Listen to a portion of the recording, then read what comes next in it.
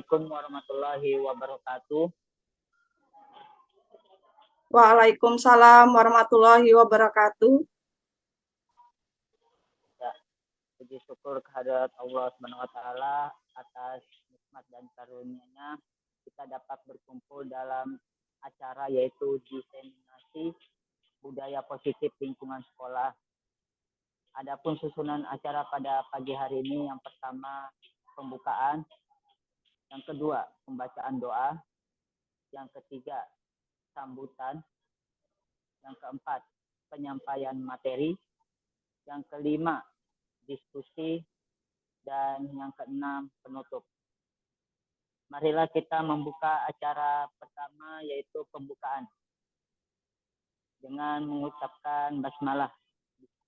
Bismillahirrahmanirrahim.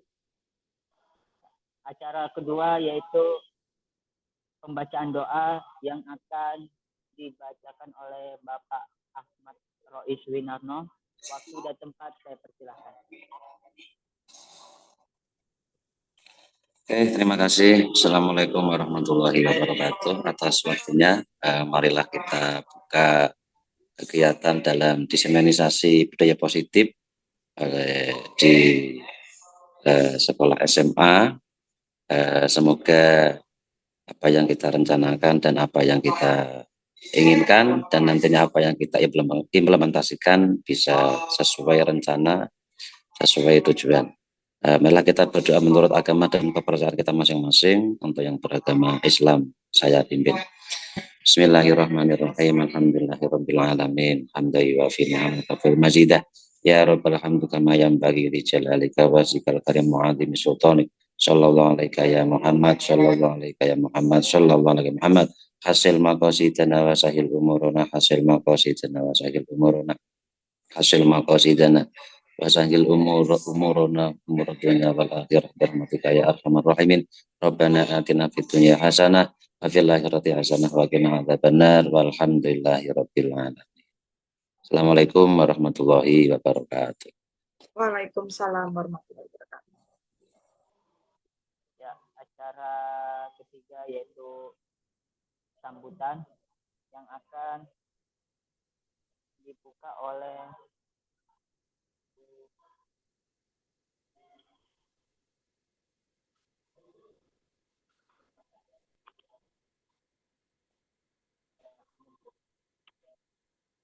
sambutan pertama disampaikan oleh Ibu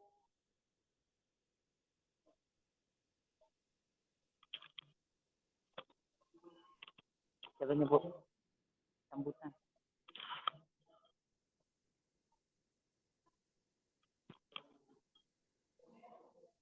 Oke, kepada Pak Sam, waktu dan tempat saya persilahkan.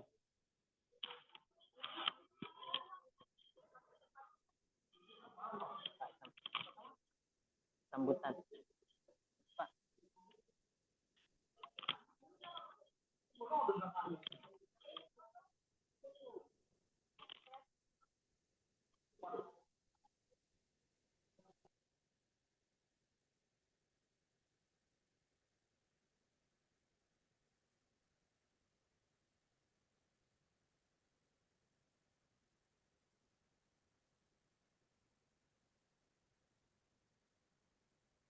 Suaranya Pak Sam di mute dulu Pak.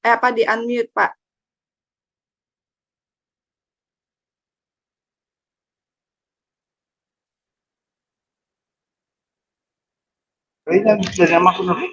Iya.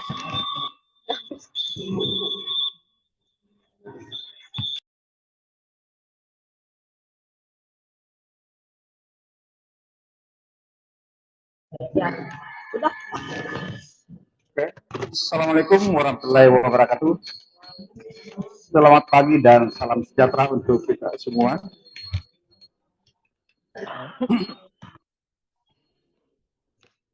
Bapak Ibu calon guru penggerak yang saya hormati, Bapak-bapak para undangan yang senantiasa mengharapkan rahmat dan ridho Allah Subhanahu wa taala.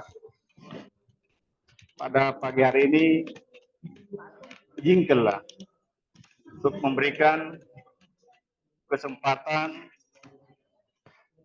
mungkin pengalaman-pengalaman barangkali yang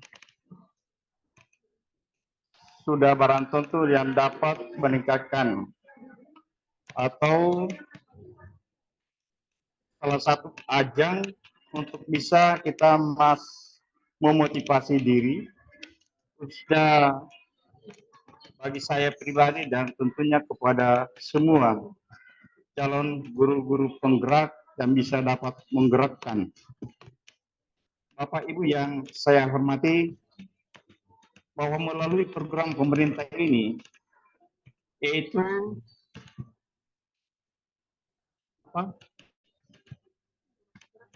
masalah guru penggerak yang telah dicanangkan, walaupun sesungguhnya itu sudah dilakukan, namun dalam bentuk aksi nyata melalui program-program ini, tentunya harapan kita semua ke depan supaya akan terlebih termotivasi, lebih terdorong untuk bagaimana meningkatkan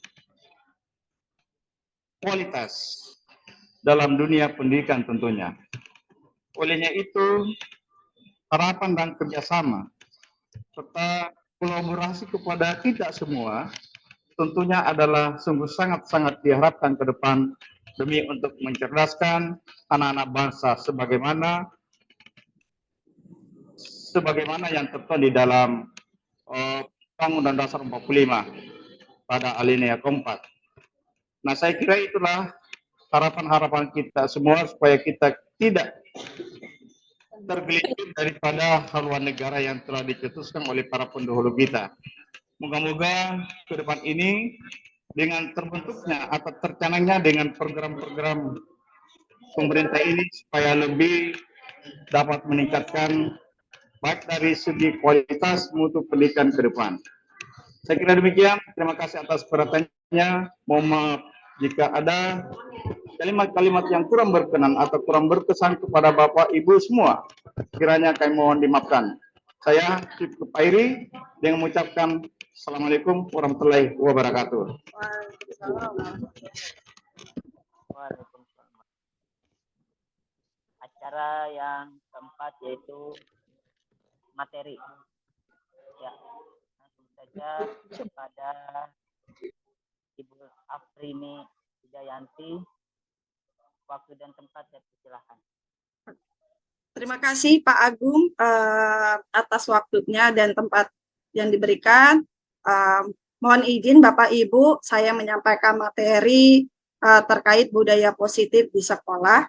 Saya izin share screen ya Bapak Ibu.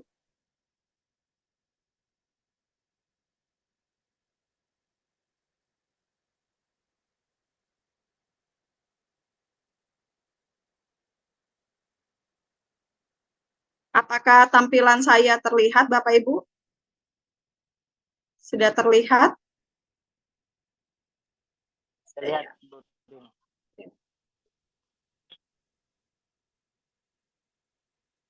Oke. Baik, Bapak Ibu. Sebelum saya memulai presentasi, saya ingin memberikan pantun. Semoga nanti dapat jawaban cakep ya. Oke. Sarapan pagi dengan ketan. Setelah itu menanam tomat. Dengan senang hati saya ucapkan selamat datang para guru hebat. Pantun lagi. Gubernur datang mencari aspirasi. Masyarakat kecil inginkan solusi. Izinkan saya memulai presentasi. Semoga nanti mendapat apresiasi. Oke, baik Bapak Ibu, saya memulai presentasi. Oke, diseminasi aksi nyata modul saya, modul 1.4, dengan tema membangun budaya positif di sekolah. Oke, perkenalkan saya Afrini Wijayanti, calon guru penggerak Angkatan 8 dari SMA Negeri 1 Sangkulirang, Kabupaten Kutai Timur. Oke. Adapun tim atau pendamping pembimbing saya yaitu Ibu Murni MPD sebagai fasilitator saya, Pak Ibus sebagai pengajar praktik saya. Perlu diketahui Bu Murni sebagai fasilitator saya ini merupakan guru di SDIT Yabis Bontang, sedangkan Pak Ibus adalah Kepala Sekolah SMK Negeri 2 Sangkulira. Oke, baik Bapak Ibu, di budaya positif itu apa saja sih yang akan diketahui, apa saja pemahaman yang perlu kita ketahui? Yang pertama adalah disiplin positif. Kemudian, motivasi perilaku manusia. Yang ketiga adalah kebutuhan dasar manusia. Yang keempat adalah posisi kontrol guru. Yang kelima, keyakinan kelas. Yang keenam, segitiga restitusi. Saya akan mulai dari yang pertama, yaitu disiplin positif. Disiplin positif itu apa? Disiplin positif itu adalah suatu pendekatan untuk menerapkan disiplin dari dalam diri anak tanpa hukuman dan hadiah. Pendekatan disiplin positif itu menitik beratkan pada pendekatan yang positif, yaitu tanpa kekerasan, memotivasi, merefleksi kesalahan, menghargai, membangun logika, dan bersifat jangka panjang. Sebagai seorang guru, kita harus mampu menciptakan anak-anak yang memiliki disiplin diri, sehingga mereka bisa berperilaku dengan mengacu pada nilai-nilai kebajikan universal, dan memiliki motivasi intrinsik dalam perubahan perilaku yang ke arah yang lebih baik. Berikutnya adalah motivasi perilaku manusia. Menurut Diasen-Goshen, perilaku manusia itu terdiri dari 3. Pertama, motivasinya adalah menghindari ketidaknyamanan atau hukuman. Yang kedua, mendapatkan imbalan atau penghargaan dari orang lain. Nah, nomor 1 dan 2 ini motivasinya motivasi ekstrinsik, motivasi yang berasal dari lingkungan di luarnya, di luar dirinya. Yang ketiga, menjadi orang yang mereka inginkan dan menghargai diri sendiri dengan nilai yang mereka percaya. Nah, yang nomor 3 ini motivasi yang berdasar dalam diri, yaitu motivasi intrinsik. Jadi kalau nomor 1 dan 2 itu motivasi yang berdasar dari ekstrinsik, dari luar, sedangkan yang nomor 3 itu berdasarkan dari motivasi intrinsiknya. Yang berikutnya yaitu kebutuhan dasar manusia. Ketika seorang murid melakukan suatu perbuatan yang bertentangan dengan nilai-nilai kebajikan atau melanggar peraturan, hal itu sebenarnya dikarenakan mereka gagal memenuhi kebutuhan dasar mereka. Kelima kebutuhan dasar manusia itu, yang pertama adalah kebutuhan bertahan hidup. Jadi kebutuhan bertahan hidup itu seperti makan, minum, seperti itu, kasih sayang dan rasa diterima. Jadi dia ingin memiliki disayangi, dihargai, seperti itu. Penguasaan itu rasa memiliki, gitu. Kebebasan dalam kebebasan itu kebutuhan untuk bebas memilih, kesenangan, gitu ya. Ada 5. Jadi kebutuhan bertahan hidup, kasih sayang dan rasa diterima, penguasaan. Keempat itu kebebasan, dan kelima itu kesenangan. Jadi kebutuhan dasar manusia itu ada 5 kategorinya. 5 posisi kontrol guru. Di sini ada 5 posisi kontrol. Yang pertama, penghukum. Guru biasanya menggunakan hukuman fisik atau verbal. Pada posisi ini, biasanya guru akan mengatakan bahwa sekolah memerlukan sistem atau alat yang dapat lebih menekan murid-murid lebih dalam lagi. Yang berikutnya, pembuat merasa bersalah. Pada posisi ini, biasanya guru akan bersuara lebih lembut dan menggunakan keheningan. itu memberikan sumbangan, kan nanti di forum Hentikan. Dan membuat orang lain merasa tidak nyaman atau rendah diri. Berikutnya, teman. Pada posisi ini, biasanya guru akan bersuara ramah, cenderung bersenda gurau untuk menghangatkan suasana. Berikutnya, pemantau. Guru di posisi pemantau itu akan mengawasi dan bertanggung jawab atas perilaku yang sedang ia awasi. Dia akan menggunakan sanksi atau konsekuensi dengan mengandalkan catatan dan data sebagai bukti perilaku. Yang kelima, manajer. Guru mempersilakan murid untuk mempertanggungjawabkan perilakunya, mendukung murid agar menemukan solusi atas permasalahan yang dialami, serta menerapkan segitiga restitusi. Jadi Bapak Ibu, kita itu berada di 5 posisi kontrol ini. Nah, kira-kira kita akan berada di mana? Di penghukumkah, pembuat merasa bersalahkah, teman, pemantau, atau manajer selama ini? Oke. Nah, saya akan menampilkan video beberapa tentang posisi kontrol. Kalau ini videonya kedengaran, Pak Bu?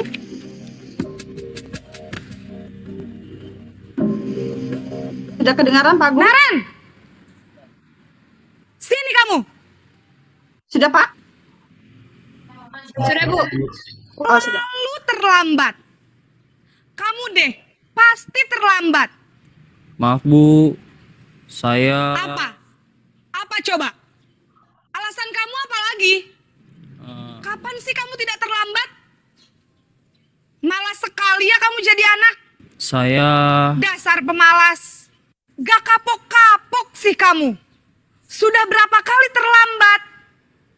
Sana, kamu keliling lapangan basket 2 kali. Kenapa saya harus keliling lapangan basket, Bu? Kenapa? Kamu mau lawan ibu? Berani-beraninya jawab. Sudah terlambat, masih berani jawab pula. Sekarang, keliling lapangan basket 5 kali sekalian. Biar kapok. Cepat. Pergi sana ke lapangan basket.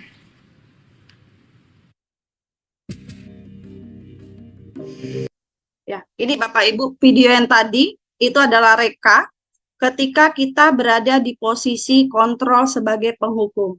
Jadi bahasa yang digunakan itu kasar gitu ya. Bahasa yang digunakan kasar dan keras ya. Dampaknya si anak terlihat di videonya, anak itu ingin menyampaikan pendapatnya namun tidak didengarkan sama gurunya. Dampak posisi penghukum ini kepada anak itu menjadi apa? Murid itu akan menjadi pendendam. Gitu. Murid akan menjadi pendendam, terus yang kemudian kalau dia sudah pendendam, maka dia tidak akan menyukai gurunya. Atau mata pelajaran yang kita ampuh. Seperti itu Bapak Ibu ya. Jadi ini posisi penghukum.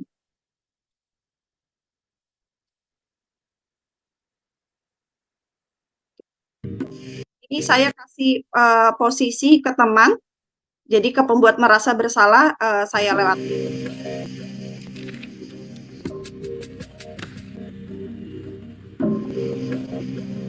Naren!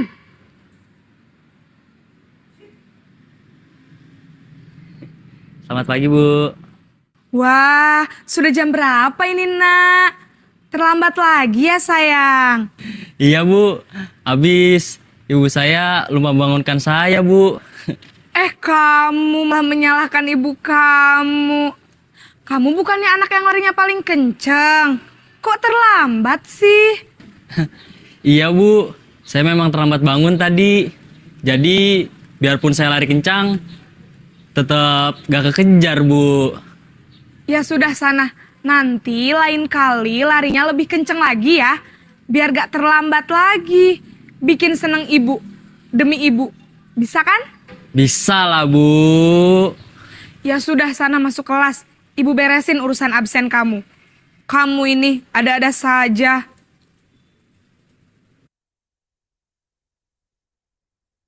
Oke, baik Bapak Ibu. Ini adalah reka tentang bagaimana posisi kita sebagai teman.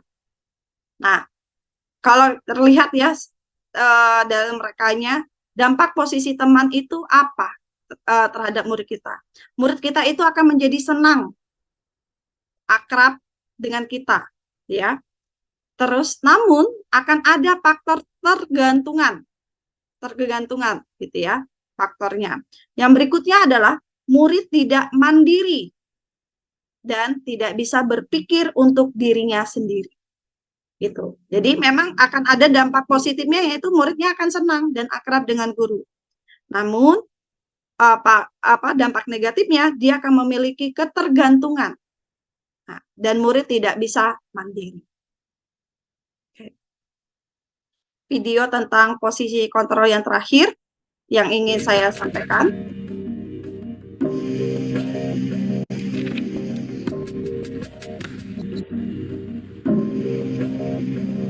Naren,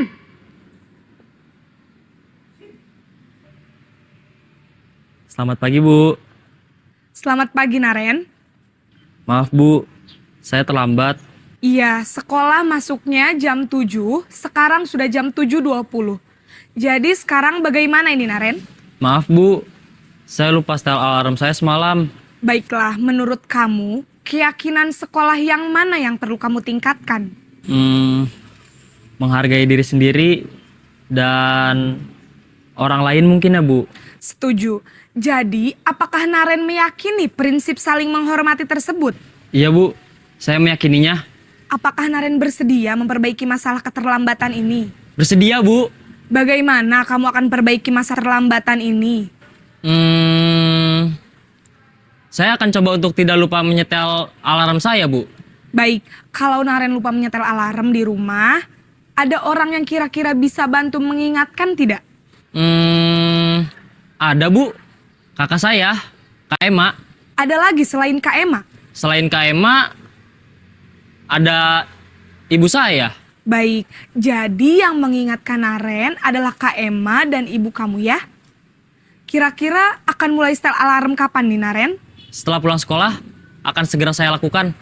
Baik, jadi Naren akan setel alarm untuk bangun besok pagi dan akan diingatkan oleh kakak dan ibunda Naren ya. Ada lagi yang mungkin perlu dilakukan Naren? Agar tidak terlambat bangun lagi. Tidak ada, Bu. Baik Naren, terima kasih untuk kerjasama kamu. Sekarang kamu perlu kembali ke kelas untuk belajar. Baik, Bu. Terima kasih. Oke, baik Bapak Ibu, ini adalah rekannya tentang kalau kita berposisi sebagai manajer. Dampak posisi manajer itu, anak akan tahu apa masalahnya, tahu mencari solusinya, dan timbul akan rasa percaya diri, dan anak itu akan menjadi mandiri. Gitu ya. Jadi yang diharapkan dari kita itu berada di posisi kontrol sebagai manajer, gitu ya, sebagai manajer. Harapannya, jadi kita akan berada di posisi sebagai manajer. Nah, posisi penghukum dan pembuat merasa bersalah itu posisi di mana motivasinya masih berupa motivasi ekstrinsik, motivasi yang berdasar dari luar. Jadi akan bersifatnya negatif. Nah, kalau teman dan pemantau itu sudah motivasinya intrinsik, namun masih memiliki dampak negatif. Jadi masih konsepnya konsep negatif. Sedangkan manajer itu akan masuk di motivasi intrinsik dan dia berperilakunya positif. Jadi itu perbedaannya manajer, teman, dan pemantau. Sama-sama motivasinya intrinsik, namun teman dan pemantau itu masih memiliki dampak negatif. Sedangkan manajer mulai kepada posisi yang positif. Oke. Berikutnya saya menyampaikan keyakinan kelas. Keyakinan kelas itu adalah seseorang akan lebih tergerak dan bersemangat untuk menjalankan keyakinannya daripada hanya sekedar mengikuti serangkaian peraturan tertulis tanpa makna. Keyakinan kelas mencerminkan keyakinan bersama dari guru dan siswa terhadap potensi dan kemampuan untuk mencapai tujuan pembelajaran.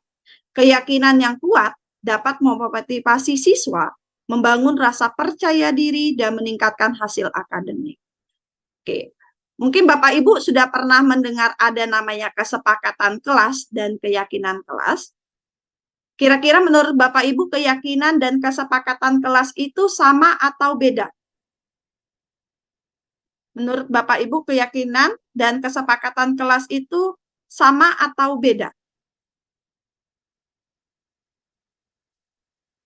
Ada yang mau menjawab? Bu Hikmah? Assalamualaikum. Menurut Baik, saya salam. berbeda, Bu. Kalau keyakinan kan kayaknya dari dalam diri mereka apa yang mereka mau ambil.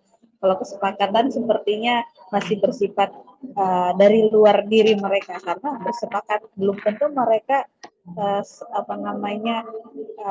ingin melakukan itu, tapi karena sudah bersepakat jadinya mau tidak mau. Menurut saya seperti itu, Bu. Oke, terima kasih Bu Hikmah.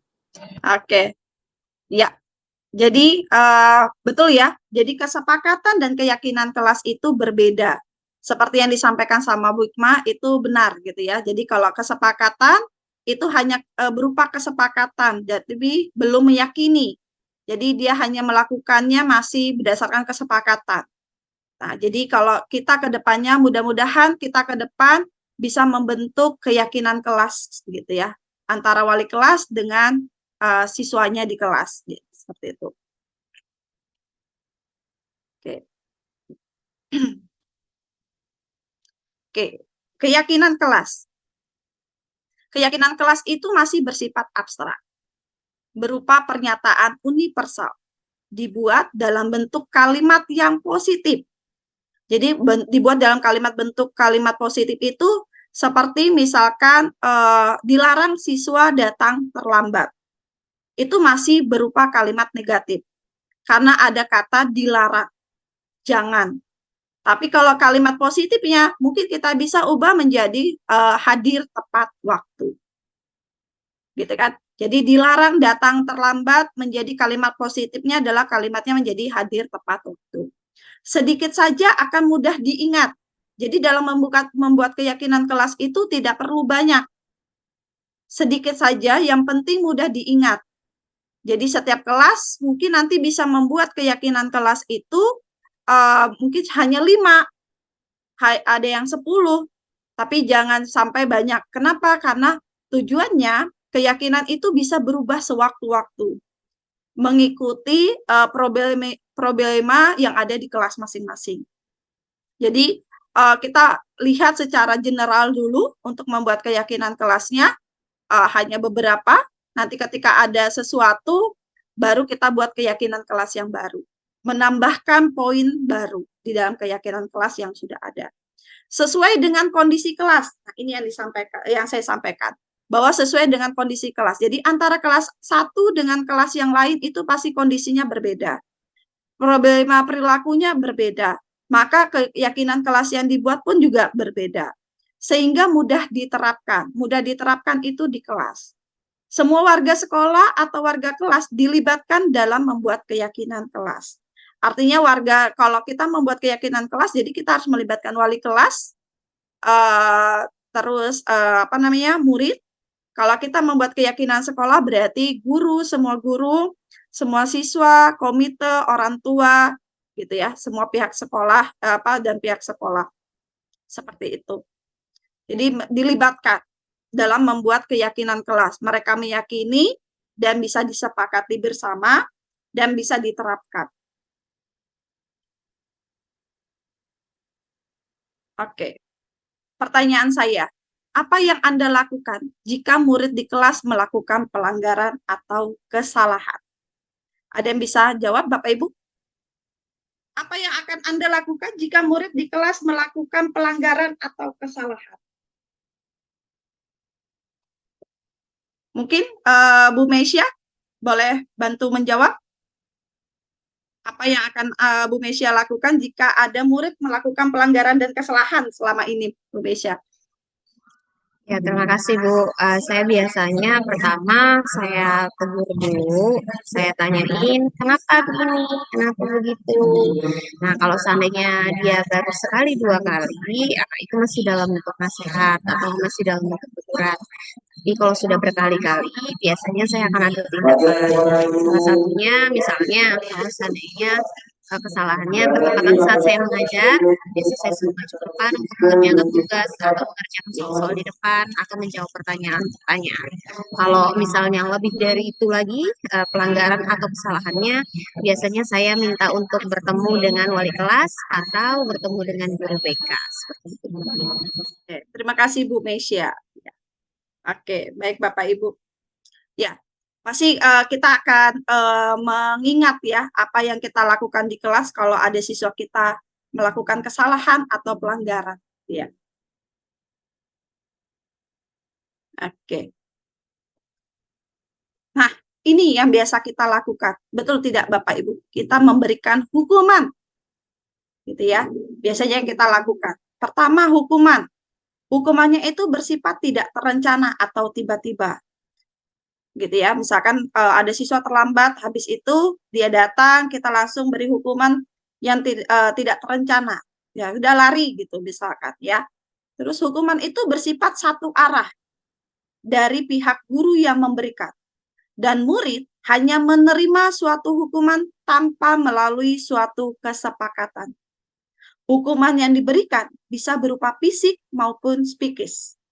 Murid atau anak itu disakiti oleh suatu perbuatan atau kata-kata.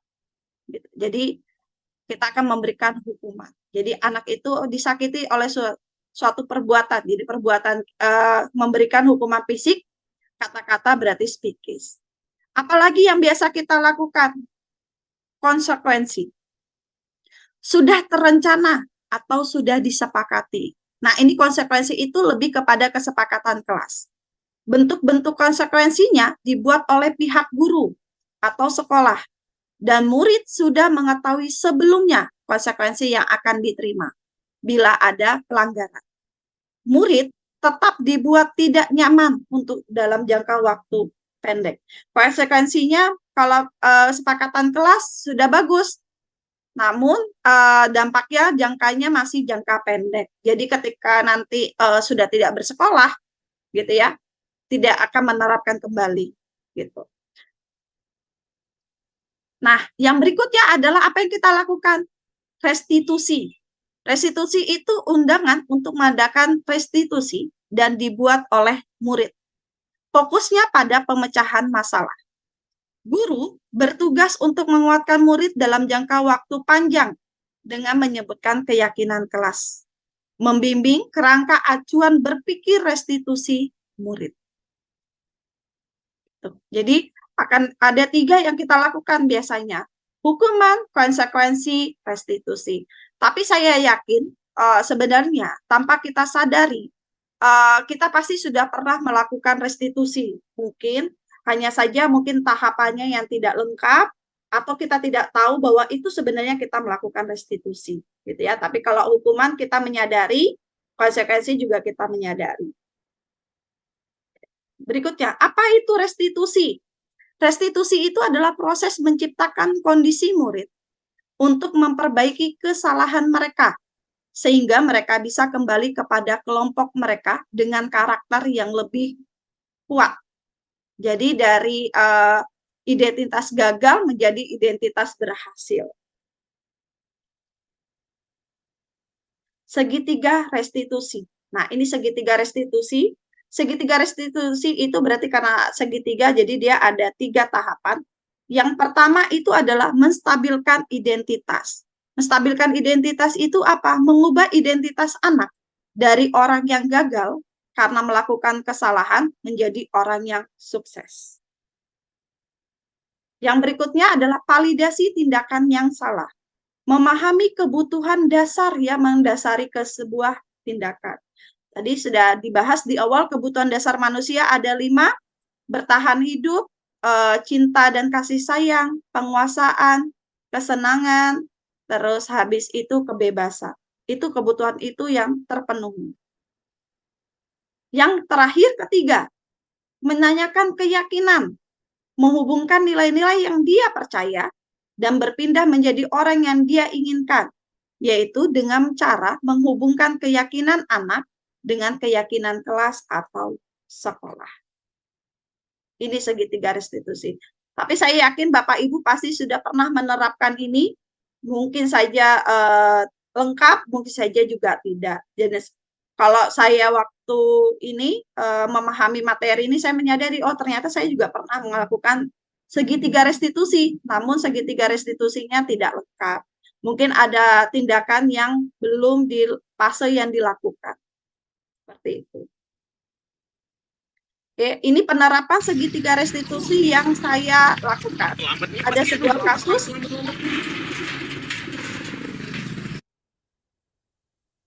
Oke, di kasus ini itu Fahri kelas 10B terlambat datang, gitu ya, harusnya masuk pukul 7.15, namun di hari itu dia datang 7.40. Ini adalah proses penerapan segitiga. Waalaikumsalam. Silakan duduk Fahri.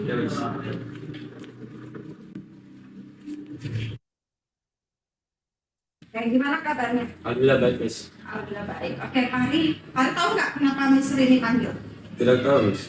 Fahri masih ingat nggak kita masuk sekolah jam berapa? Jam 7.15, Miss. Oke, hari ini Fahri datang jam berapa? Tadi saya datang jam 7.40, Miss. Oke, kita masuk 7.15, Fahri datang 7.40. Menurut Fahri itu datang terlambat atau tepat waktu?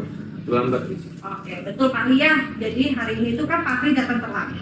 Nah, menurut Fahri perilaku itu baik atau tidak? Tidak, Miss. Tidak baik. Oke, betul ya, nggak baik ya. Nggak apa sih Fahri, setiap manusia pasti pernah melakukan kesalahan. Seperti Miss Rini juga, saya juga pernah terlambat. Tapi yang terpenting itu bagaimana kita memperbaikinya. Betul Fahri? Betul, Miss. Betul. Oke, Miss yakin kalau kamu terlambat itu kan pasti ada alasannya. Alasannya apa? Kesiangan, Miss. Kenapa bisa kesiangan?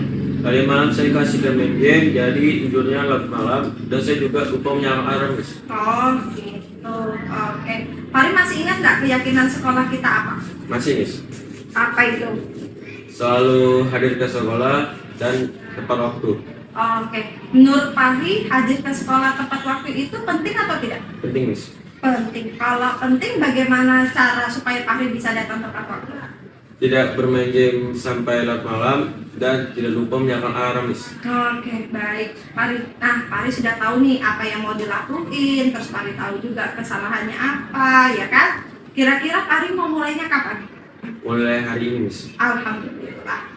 Berarti Fahri sudah bisa ya, sudah bisa memulai hari ini ya. Berarti Fahri bisa menjadi pribadi yang lebih baik gitu ya, dengan datang ke sekolah tepat waktu. Siap Fahri? Siap, Miss. Oke, terima kasih Fahri. Semoga Miss harap Fahri bisa menjadi pribadi yang lebih baik dan besok bisa hadir ke sekolah tepat waktu. Oke, Fahri silakan balik ke kelas dan minta izin ke guru piket bahwa mau masuk kelas ya. Oke, ya, silakan Terima kasih, Fahri. Miss. Ya. Assalamualaikum. Waalaikumsalam warahmatullahi wabarakatuh. Oke, ini Bapak Ibu contoh kasus kasus datang terlambat. Saya menggunakan penerapan segitiga restitusi. Nah, nih penerapan segitiga restitusi itu tujuannya apa? Membantu murid untuk menjadi lebih memiliki tujuan, disiplin positif, dan memulihkan dirinya setelah berbuat salah. Ya, setelah berbuat salah. Yang berikutnya, restitusi bukan untuk menebus kesalahan, namun untuk belajar dari kesalahan. Jadi restitusi itu membuat siswa itu tahu dia salah, dia tahu salahnya dia dari dirinya sendiri, tahu cara memperbaikinya, dan mempertanggungjawabkan. Dan tujuannya diharapkan pada akhirnya dia memiliki tujuan dan disiplin yang positif. Oke, baik Bapak Ibu. Demikian presentasi yang bisa saya sampaikan. Ada sebuah kutipan, jangan pernah berhenti untuk terus belajar, berbagi, dan berkarya. Begitu Bapak Ibu. Mungkin saya stop share. Oke, baik Bapak Ibu, saya punya pantun untuk menutup. Semoga yang ini dapat jawaban cakepnya ya, Bapak Ibu. Semoga Saya yang ini sama dapat Anda. jawab cakep. Oke. Mentari senja telah tenggelam. Cakep. Hujan turun, mulai terjatuh. Cakep. Tutup presentasi Cakep. Cakep. dengan salam. Wassalamualaikum warahmatullahi wabarakatuh. Waalaikumsalam warahmatullahi wabarakatuh. Oke, satu lagi Bapak Ibu pantunnya. Moga dapat Masih ada satu. dapat cakep lagi. Orang baik banyak pahala. Cakep. Kalau jahat masuk neraka. Cakep. Panjang lebar saya bicara. Cakep. Silakan bagi yang mau bertanya.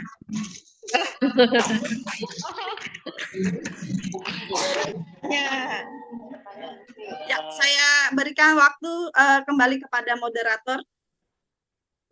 Selanjutnya diskusi pada Bapak Ibu, mungkin ada yang mau ditanyakan. 2 pertanyaan dulu Bu ya.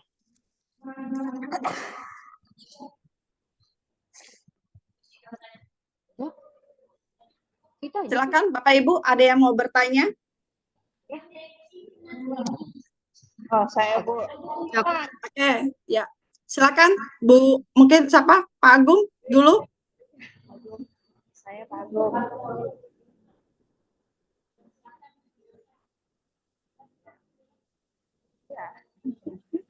Ya, silakan Bu Hikmah mau bertanya.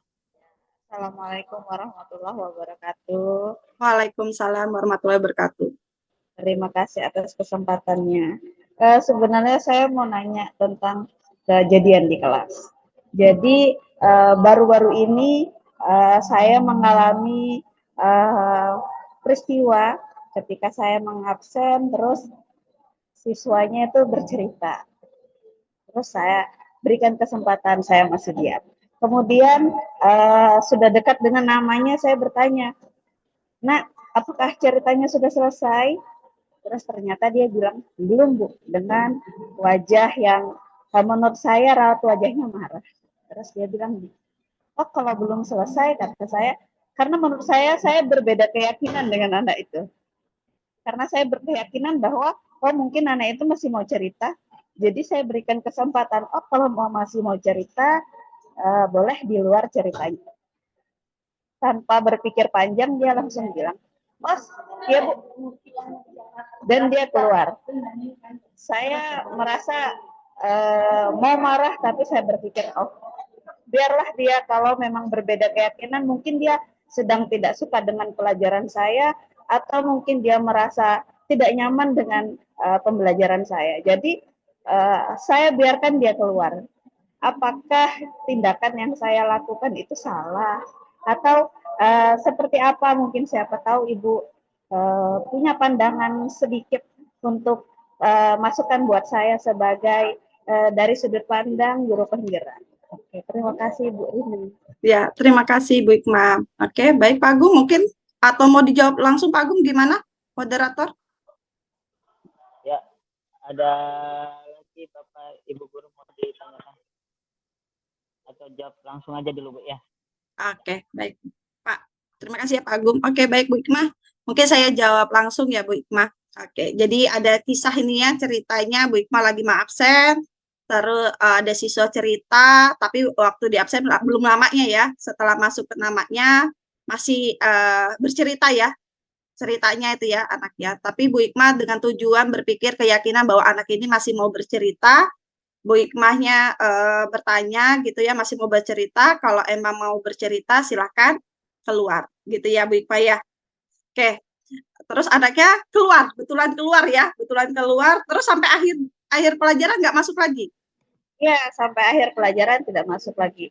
Padahal saya berharap bahwa jawabannya itu, oh iya Bu, sudah selesai. Atau mungkin, oh sebentar lagi. Maka mungkin saya bisa berikan kesempatan. Tapi ternyata dia membalas saya dengan wajah yang sangat yakin bahwa dia masih butuh cerita dan ceritanya sangat penting sepertinya. Jadi saya memberikan pilihan kalau misalkan masih mau bercerita, boleh cerita di luar. Begitu. Oke, ya baik Bu Hikmah. Oke, ini pandangan saya ya Bu Hikmah. Oke, sebenarnya yang Bu Hikmah lakukan itu sudah masuk pada tahap segitiga restitusi. Kan di tahap segitiga restitusi itu kan ada 3 ya segitiganya, menstabilkan identitas, menanyakan menanyakan keyakinan, itu yang ketiga. Yang keduanya itu memvalidasi tindakannya salah. Bu Hikmah sudah melakukan sebenarnya restitusinya, yaitu ditanyakan menstabilkan identitas. Ketika Bu Hikmah tanya ke anak itu, sudah Bu Hikmah tanya, "Nak, masih mau bercerita?" gitu ya. Namun belum masuk ke fase validasi tindakan yang salah, karena si anak sudah melakukan tindakan yang keluar gitu ya, memilih keluar. Oke, Bu Hikmah, saya yakin apa yang dialami guru di kelas itu banyak variasinya. Nah, namun yang perlu kita ketahui, pertanyaan saya, apakah Bu Hikmah pernah membuat keyakinan kelas? Bukan keyakinan kelas Bu Hikmah sebagai wali kelas dengan siswa, tapi Bu Hikmah memposisikan sebagai guru. Adakah keyakinan yang disepakati bersama dan diyakini kita bersama bahwa itu baik, itu pernahkah dilakukan sebelumnya dulu? Jadi kalau saya di kelas, biasanya saya memberikan keyakinan bahwa, nah, kalau kita mau menuntut ilmu yang benar, maka kalian harus mulai dari diri kalian. Walaupun biasa ini adalah pesan yang biasa saya sampaikan ke hampir di setiap kelas kalau saya masuk. Saya bilang selalu, ketika keinginan itu dari kamu, maka sesulit apapun yang dihadapi pasti kamu bisa lalui. Tapi kalau itu bukan dari kamu, mau ibu jungkir balik kasih taunya, mau ibu marah-marah atau menghukum kamu, maka itu tidak akan terjadi. Kata Allah, Allah itu tidak akan mengubah satu kaum kecuali kaum itu merubah nasibnya sendiri. Jadi itu biasa saya sampaikan Bu kepada anak-anak. Tapi mungkin keyakinan yang saya sampaikan atau keyakinan kelas yang saya sampaikan, ya balik lagi, mungkin anak-anaknya atau saya dan anak-anak itu punya keyakinan yang berbeda. Mungkin dia punya keyakinan berbeda seperti itu. Oke, baik Bu Hikmah. Oke, saya bantu. Sebenarnya yang Bu Hikmah yakini itu benar ya, karena kita kan berdasarkan dari hadis gitu ya, hadis dan Al-Quran, dasarnya dari sana. Nah, namun anak ini kita harus lihat lagi background latar belakang anak, yang mungkin di latar belakang anak ini pengetahuan agamanya yang kurang, sehingga apa yang kita yakini tidak diyakini balik gitu. Jadi makanya kita itu harus lihat latar belakang anak. Mungkin saja kita harus berpikirnya adalah berpikir positif ya, berpikir positif, tidak berpikir jangan-jangan anak ini aja yang ini. Kita berpikirnya mungkin saja anak ini pengetahuan agamanya yang kurang, diberikan kurang, sehingga keyakinan keagamaan kita itu tidak masuk ke hatinya. Jadi dia tidak juga ikut meyakini. Mungkin ke depan, mungkin Bu Hikmah bisa membuat keyakinan kelas ya secara universal, secara umum dulu mungkin. Keyakinan kelasnya secara umum, general, yang dimana pengetahuan agamanya itu sudah masuk, namun kita buat dengan bahasa yang lebih universal. Mungkin seperti itu Bu Hikmah.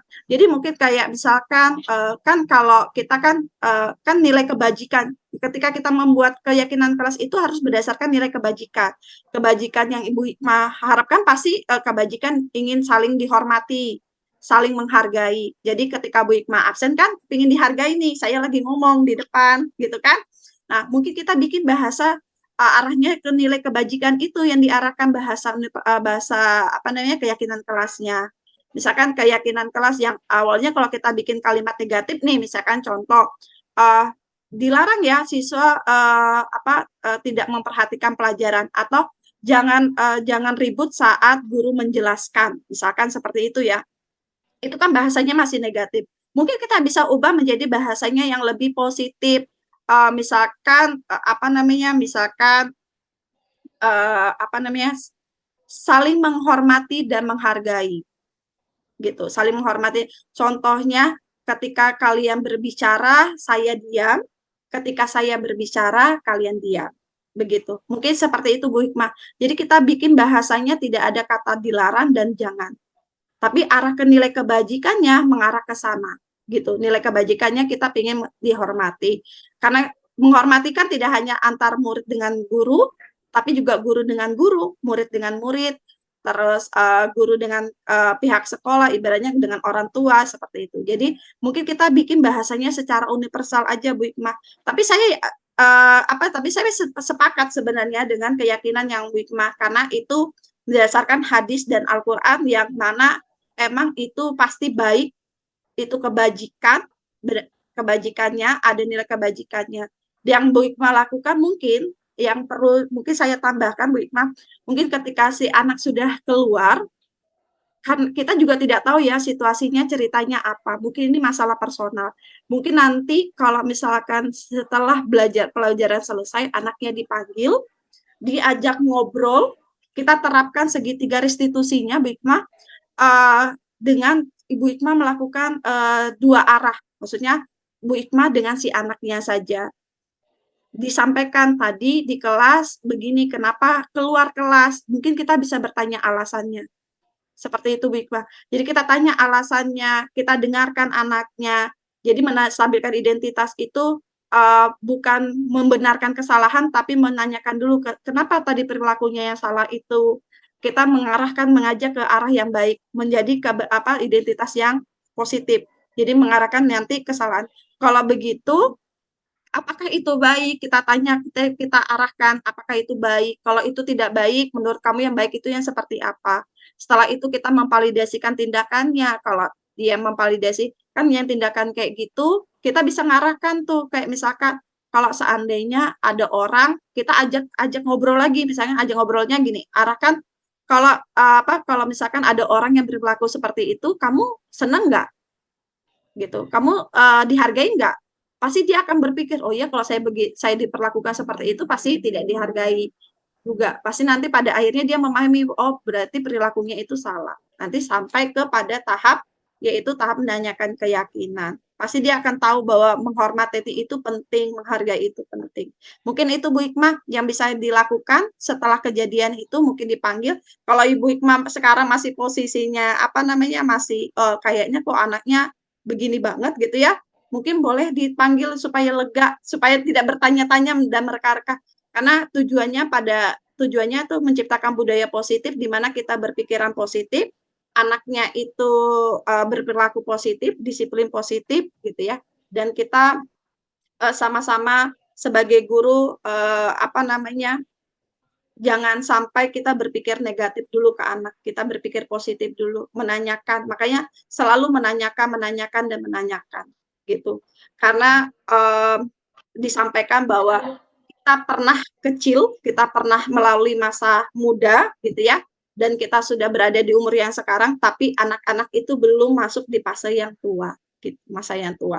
Jadi masa secara mental kedewasaannya belum dapat, jadi kita memposisikan diri kita di posisi anak dulu. Ketika kita seperti itu, pasti pasti kita juga melakukan yang sama sih seperti yang dilakukan anak itu ya. Kalau nggak mungkin lah, tidak menutup kemungkinan, mungkin kita pernah tuh ketika guru kita bilang, kalau kamu masih begini, kamu keluar aja. Pasti beneran keluar gitu kan, gitu. Karena mungkin di situasinya yang kita bisa melakukan itu, mungkin situasinya adalah kita lagi bad mood, bete, atau ada masalah keluarga, masalah dengan orang tua, dan lain-lain. Nah, itu yang perlu kita cari background-nya, Bu Hikmah. Gitu. Begitu, Bu Hikmah. Itu jawaban saya, Bu Hikmah, tanggapan saya. Ya, terima kasih, Bu Hikmah. Iya. Oke, saya kembalikan kepada Pak Agung.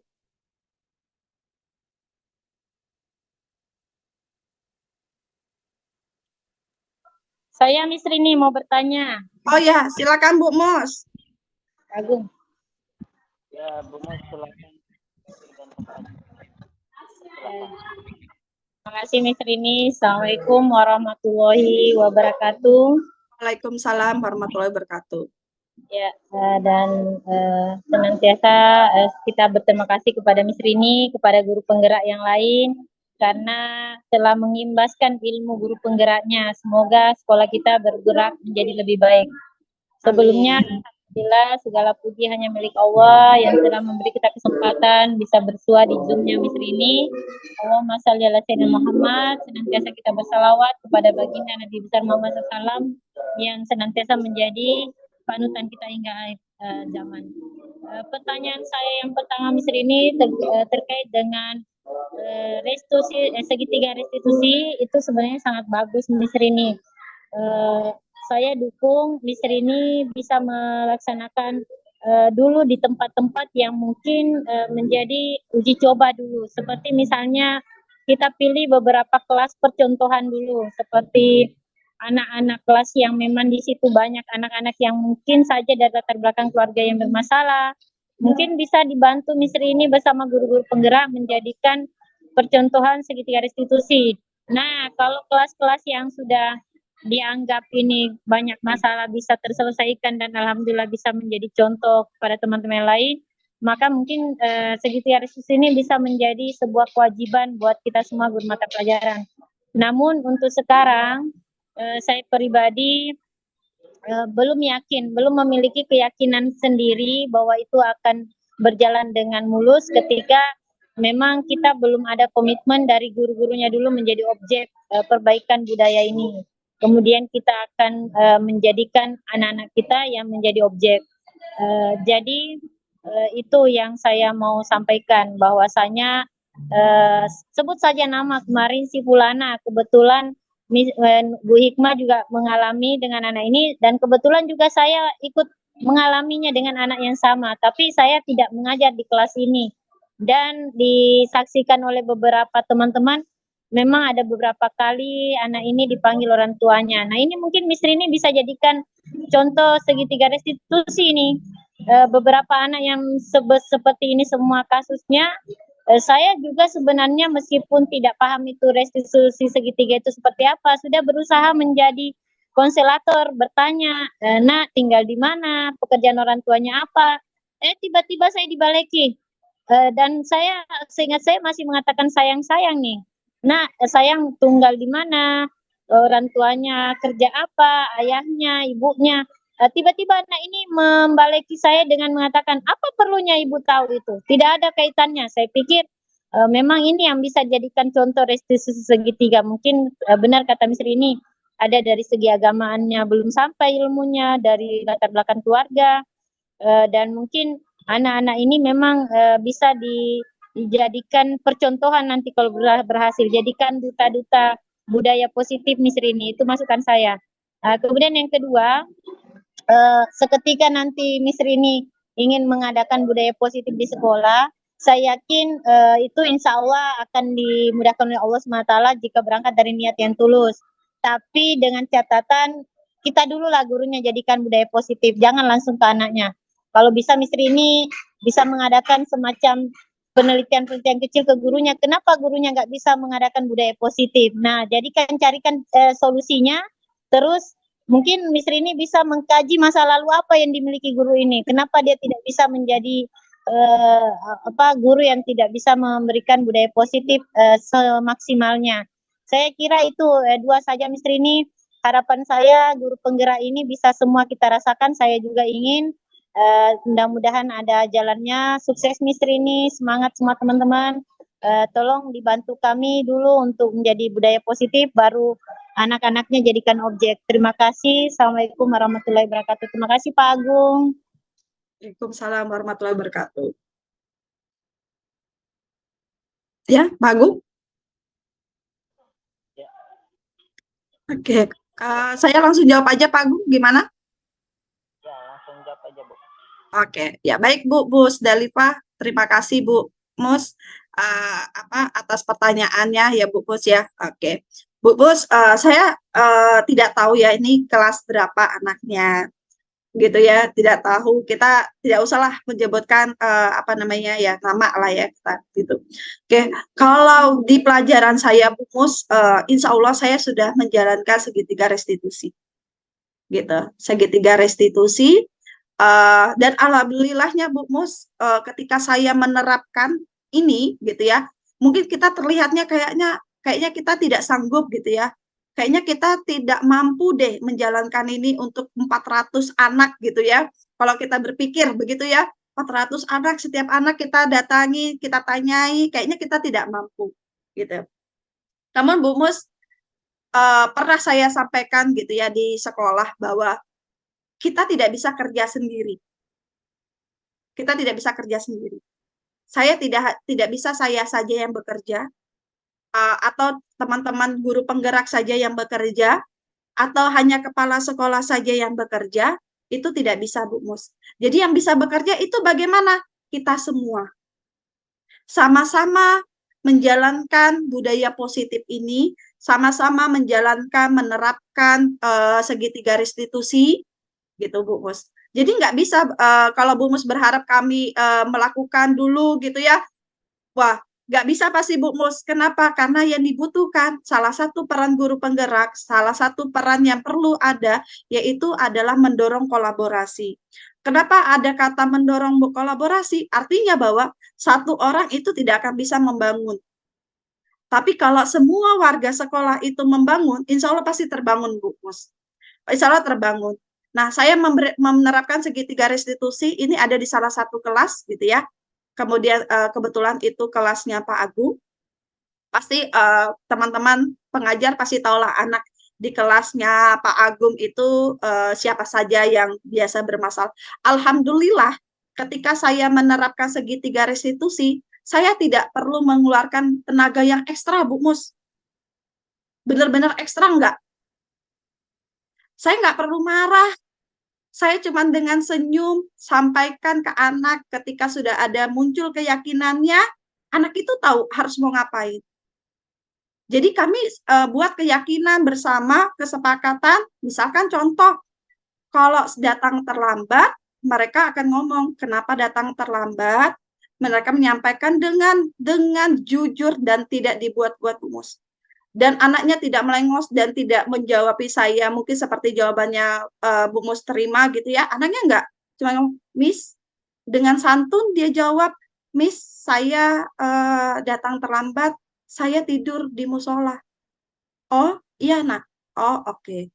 Terus kira-kira itu bagus, dan dia tahu itu tidak bagus, dan dia santun sekali, dan dia tahu konsekuensi apa, dan yang dibuat setelah keyakinan, dia bantu saya, akhirnya memang kita bikin keyakinan di situ kalau misalkan datang terlambat, silakan masuk, kita belajar bersama, tapi nanti setelah selesai, itu setelah selesai pembelajaran, dia akan bantu saya bersih-bersih kelas. Tanpa saya harus bilang lagi, nanti bantu Miss Rini ya, dia langsung bilang, oke Miss, nanti saya bantu Miss Rini bersihin kelas.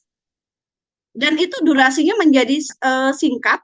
Memang di awal itu kayaknya kita ribet gitu menerapkan segitiga restitusi, kayaknya panjang sekali gitu kan. Tapi ketika kebajikan yang tertanam sudah mulai tertanam, besoknya itu sudah tidak lagi kita lakukan ribet, hanya sebentar langsung anak itu tahu dan dia tahu apa yang mau dilakukan setelah itu. Kalau itu kita lakukan ke setiap anak 400 kita bersama, saya yakin kita bisa lakukan. Ya, kita punya 400 siswa, kita ada guru 20, kita punya nilai kebajikan yang diarahkan sama, kita berkolaborasi sama, kita bikin keyakinan sekolah itu kita sepakati, keyakinannya seperti apa, kita menerapkannya yang sama, dan memperlakukan anak yang sama, tidak ada perbedaannya, tidak ada yang membedakan antara guru A dengan guru B. Saya yakin anak itu akan menyadari nilai kebajikannya. Gitu. Yang diharapkan dari kita, yang kita harapkan ke anak, dan anak itu akan dampaknya ke kita. Jadi kita udah nggak ribet-ribet lagi Bu Mus. Insya Allah Bu Mus, kalau kita sudah menerapkan itu, Bu Mus tidak perlu ibaratnya urat nadinya tarik gitu ya. Karena dulu saya lakukan itu gitu ya. Saya dulu kesiswaan, wah saya tuh sangat-sangat disiplin, saya nggak bisa hebat gitu ya. Tapi ketika saya memperbaiki step by step dan saya masuk di pendidikan guru penggerak ini, saya dapat tercerahkan, makin tercerahkan, dan ternyata ilmu yang saya dapat, saya terapkan sedikit demi sedikit, itu ternyata punya dampak yang baik. gitu, dampak yang baik.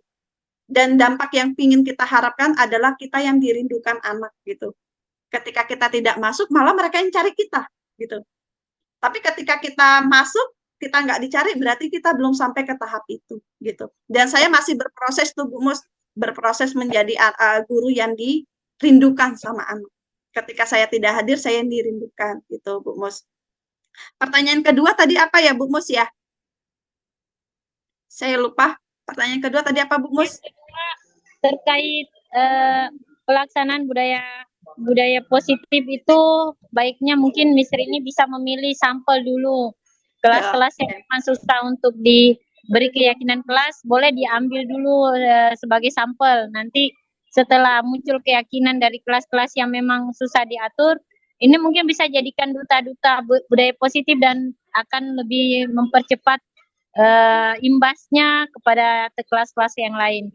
Dan satu lagi ini yang tadi itu saya tanyakan, kebetulan anaknya yang saya tidak ajar. Kalau Masya Allah anak-anak yang saya ajar, Alhamdulillah tidak ada yang mungkin mengadakan reaksi yang seperti itu. Mungkin karena anaknya ini merasa tersinggung dan memang saya tidak mengajar di kelasnya, mungkin itu yang menjadikan dia merasa ingin dibully. Mungkin perasaan saya mungkin merasa ingin dibully ketika ditanyakan pekerjaan orang tuanya. Seperti itu Miss, terima kasih.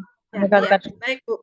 Oke Bu, mungkin nanti itu jadi PR kita bersama ya Bu. Mungkin nanti seperti Bu Mus yang permintaan, kayaknya boleh itu Bu Mus kita mengambil sampel kelas gitu ya. Bukan tapi kita tidak perlu melabelin siswa kelasnya bermasalah Bu Mus. Karena tadi kembali kepada prinsip bahwa kita sebagai guru itu harus berpikiran positif. Kita tidak boleh, jangan sampai kita melabelin si anak itu A, B, C yang tidak baik. Jadi mungkin nanti kita bisa ambil sampel, misalkan kelas 10 satu kelas, kelas 11 misalkan satu kelas 12 satu kelas. Dalam arti bahwa bukan si kelas itu bermasalah, tapi kita ambil sampel, boleh kita terapkan.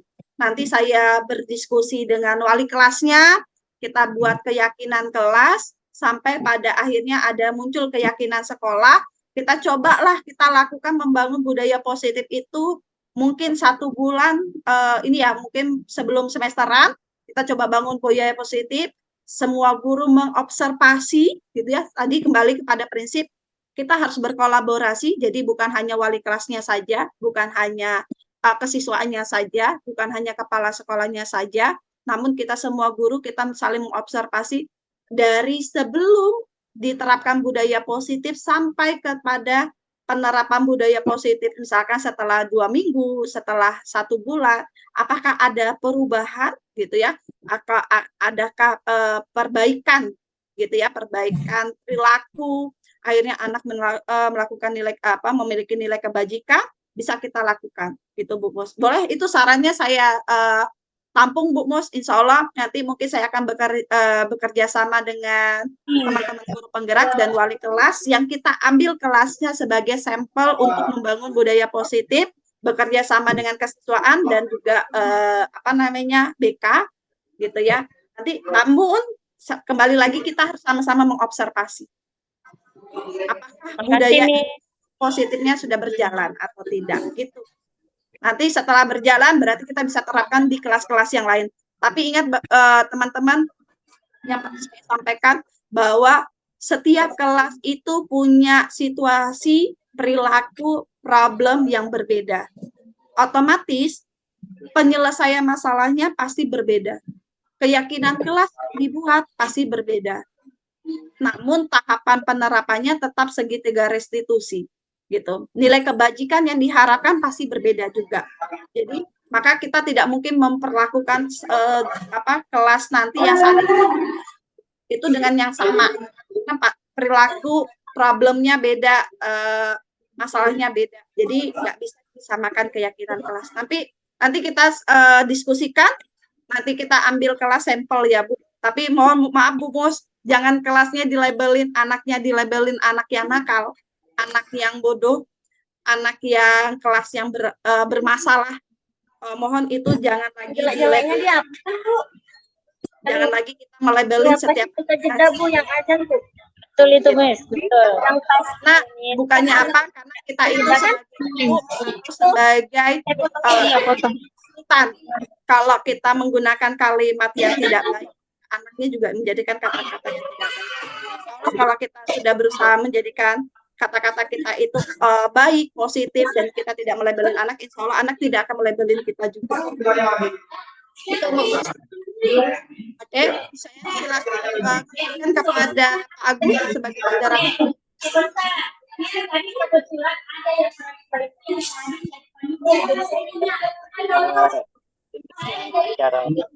Apa saya?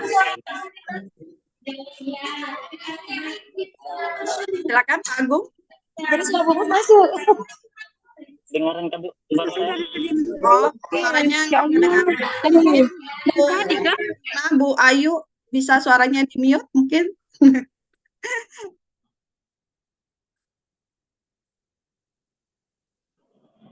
Silakan Pak Agung. Cek, kedengaran Bu? Ya, sudah Pak. Oh ya. Acara selanjutnya yaitu penutup. Marilah kita menutup acara kita dengan mengucapkan hamdalah. Alhamdulillahirabbil alamin. Oke. Assalamualaikum warahmatullahi wabarakatuh. Waalaikumsalam warahmatullahi wabarakatuh.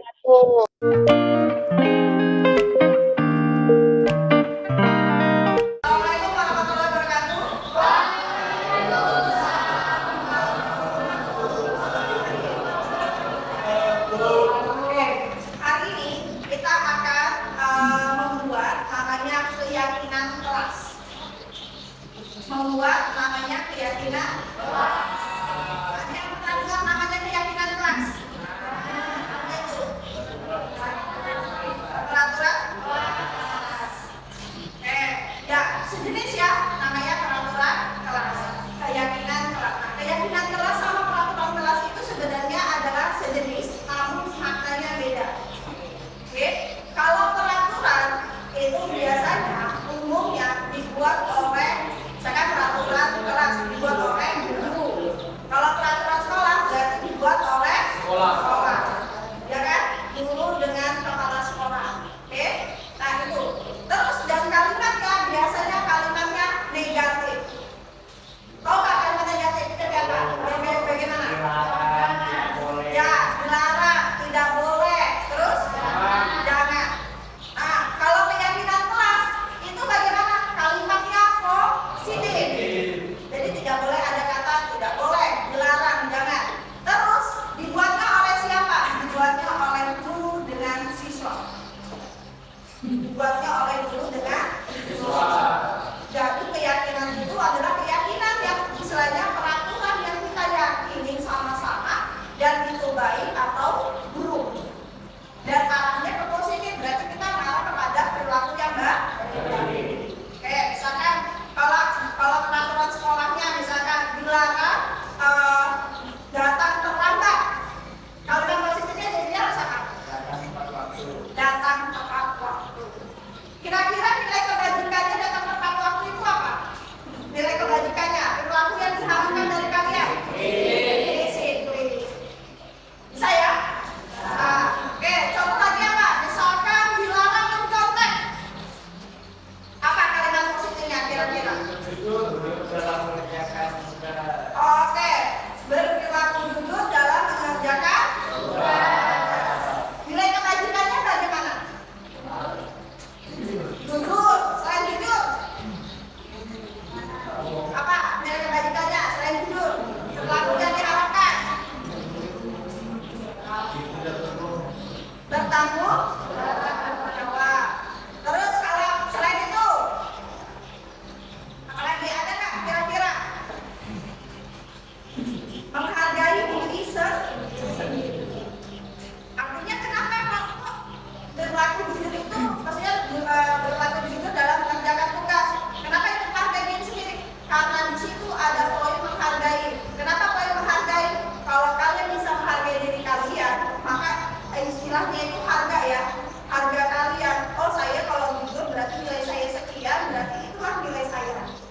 Nah, itu artinya menghargai diri sendiri. Jadi perilaku jujur itu pasti dampaknya pada menghargai diri sendiri. Oke, nah maka kita akan buat keyakinan kelas.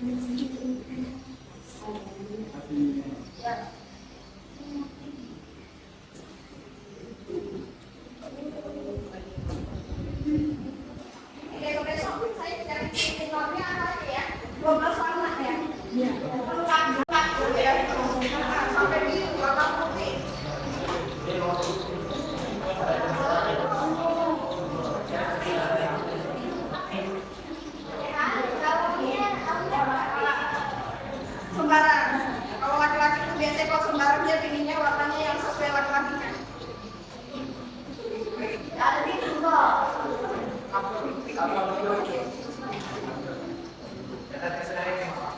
Boleh, silakan yang sudah dapat minatnya silakan dibuat. Berapa? Hah? Berapa?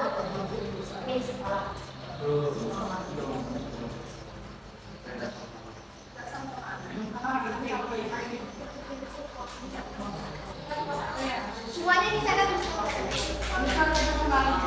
Nggak usah. Langsung tulis, ya. Langsung jawab, tulis aja kalimat positifnya apa. Nah, nggak usah.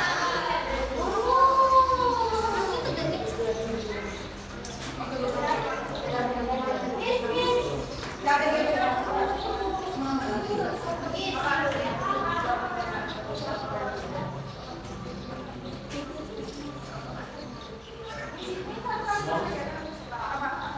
Satu kalimat saja yang menurut kalian nilai kebajikan yang diharapkan apa?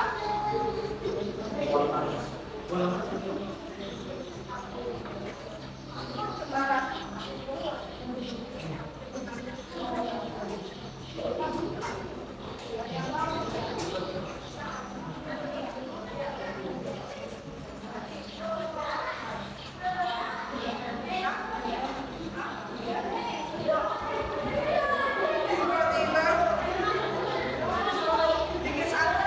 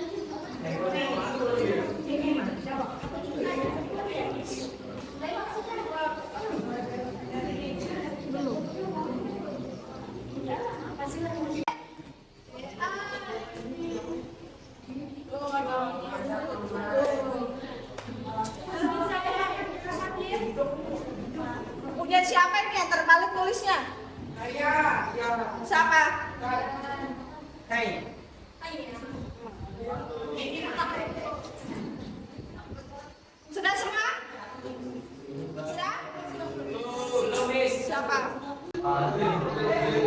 Berarti nilai terlaku dan diharapkan kelas itu banyak gitu ya. Dipikirkan kira-kira menanggung satu kapan sudah ya.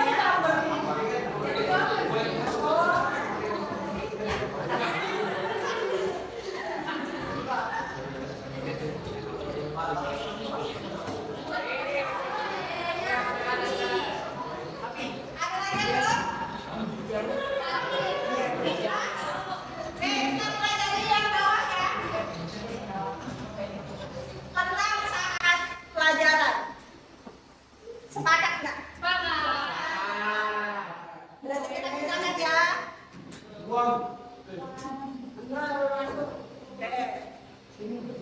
Menghargai dan menghormati guru serta teman. Sepakat.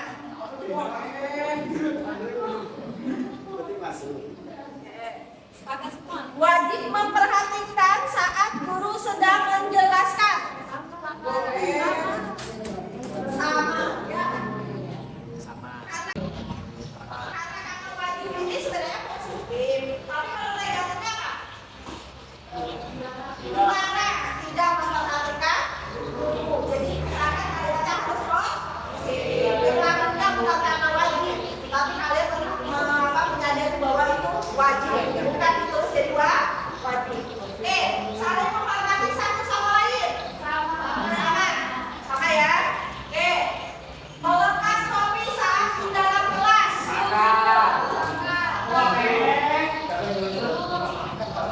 Kira-kira kalimat keyakinan kelasnya gimana harusnya? Lepas topi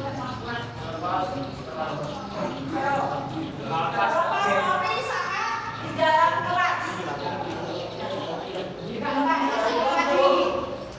Kita lihat ya. Memperhatikan guru saat sedang belajar. Sama. Wajib mengerjakan PR atau tugas.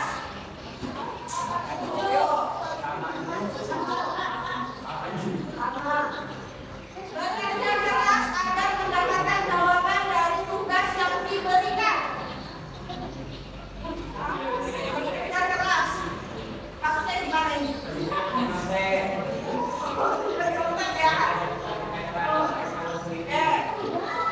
Jika ada pelajaran yang kurang dipahami, jangan bertanya kepada teman dan bukannya mengerjakan menyalin tugas teman. Setuju ya, tapi kalimatnya terlalu panjang. Ya, harusnya kita bikin poin penting saja.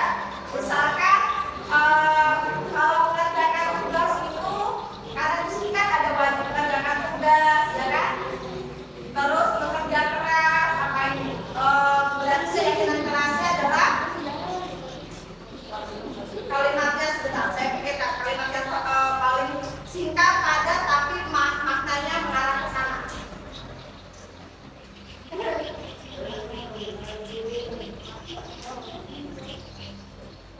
Bertanggung jawab terhadap tugas sebagai murid. Oke, bertanggung jawab terhadap saling menghargai dan menghormati dengan guru dan antar teman. Berpakaian dengan rapi. Terus tadi apa? Menjaga kebersihan kelas. Berkata jujur dan bertanggung jawab terhadap tugas sebagai murid. Oke, bisa? Oke. Ya, sudah. Karena berarti kalian sudah meyakini, insya Allah nilai kebaikannya sudah dapat ya. Menghargai, apalagi disiplin, apalagi menghormati, bertanggung jawab, jujur. Oke, sudah. Oke, kalau gitu karena kita sudah membuat keyakinan kelas, saya akhiri dengan hamdalah.